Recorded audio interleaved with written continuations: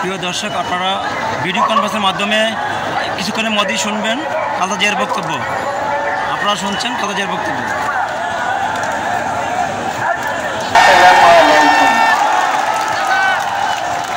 দীর্ঘদিন অসুস্থ থাকার পর আপনাদের সামনে কথা বলতে পারার জন্য আল্লাহর কাছে শুকরিয়া আদায় করছি।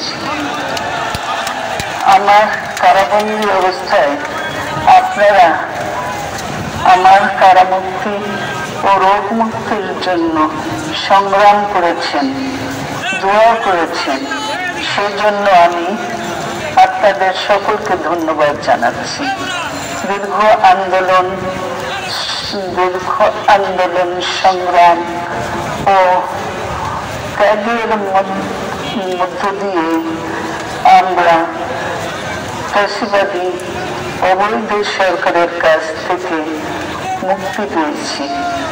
আমি আন্তরিক ধন্যবাদ জানাতে চাই আমাদের বীর সন্তানদের, যারা মরণপণ সংগ্রাম করে এই অসম্ভবকে সম্ভব করেছে। শত শত শহীদদের জানাই শ্রদ্ধা। এই বিজয় আমাদের নতুন সম্ভাবনা নিয়ে এসেছে। দীর্ঘদিনের নজিরবিহীন দুর্নীতি,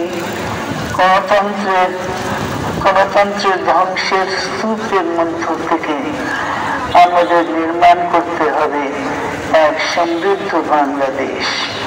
ছাত্র তরুণরাই আমাদের ভবিষ্যৎ। তারা তরুণরা এই যে স্বপ্ন নিয়ে বুকের রক্ত ঢেলে দিয়েছে, সেই স্বপ্ন বাস্তবায়নে করতে মেধা, যোগ্যতা, জ্ঞান ভিত্তিক গণতান্ত্রিক বাংলাদেশ গড়ে তুলতে হবে। শোষণহীন সমৃদ্ধ বাংলাদেশ। সকল ধর্মের গোত্রের অধিকার নিশ্চিত করতে হবে। শান্তি,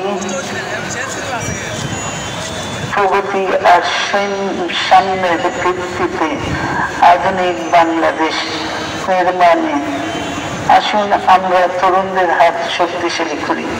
ধ্বংস নয়, প্রতিশোধ নয়, প্রতিহিংসা নয়, ভালোবাসা, শান্তি ও জ্ঞান ভিত্তিক সমাজ গড়ে তুলি। আল্লাহ হাফিজ।